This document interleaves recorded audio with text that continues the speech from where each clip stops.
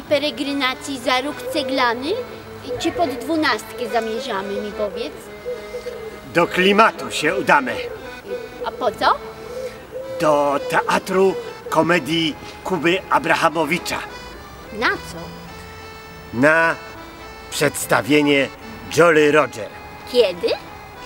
17 kwietnia, w piątek, O której? o godzinie 18. Zapraszamy!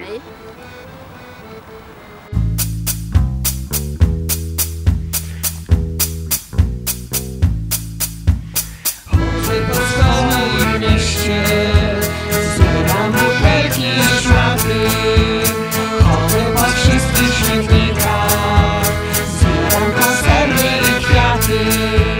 Chodzę po swoim mieście, zbieram butelki i szmaty. Chodzę po wszystkich śmietnikach, zbieram konserwy i kwiaty.